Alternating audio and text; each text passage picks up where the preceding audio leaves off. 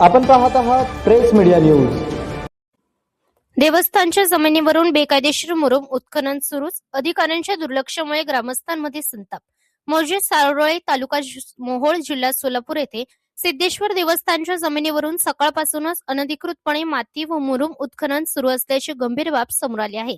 विशेष म्हणजे सकाळीच मंडळ अधिकारी समाधान जाधव व तलाठी गाडगे यांना याबाबतची माहिती देऊन रात्री 8:30 वाजेपर्यंत कोणतीही कारवाई करण्यात आली नसल्याने प्रशासनाच्या भूमिकेवर प्रश्नचिन्ह निर्माण झाले आहे। गावतळे सारोळेच्या पाठीमागील सिद्धेश्वर देवस्थानच्या जमिनीवरून मोठ्या प्रमाणात मुरुम उपसा सुरू असून रात्रंदिवस वाहतूक होत असल्याचा आरोप ग्रामस्थांनी केलाय। ही जमीन शासन व देवस्थान वर्ग 2 प्रकारात येत असल्याने अशा प्रकारे उत्खनन करणे बेकायदेशीर आहे। याहून धक्कादायक बाब म्हणजे मुरुम वाहतूक करणाऱ्यांकडून काही अधिकाऱ्यांनी पैशांची देवाणघेवाण करून त्यांना पाठीशी घातल्याचा गंभीर आरोप गावकऱ्यांनी केलाय। त्यामुळे संबंधित गाव कामगार, तलाठी व मंडळ अधिकारी यांच्या भूमिकेची चौकशी करून कठोर कारवाई करण्याची मागणी नागरिकांकडून होत आहे। या प्रकरणात खालील कायद्यानुसार कारवाई होऊ शकते।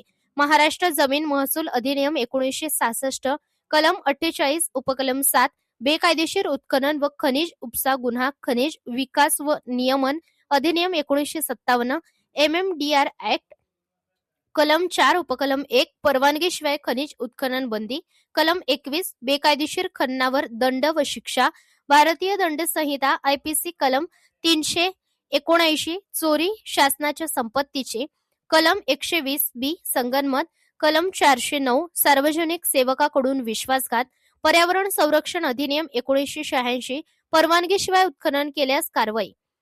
तात्काळ उत्खनन बंद करण्यात यावे, संबंधित अधिकाऱ्यांवर निलंबनासह कठोर कारवाई व्हावी, संपूर्ण प्रकरणाची चौकशी करून दोषींवर गुन्हे दाखल करावेत।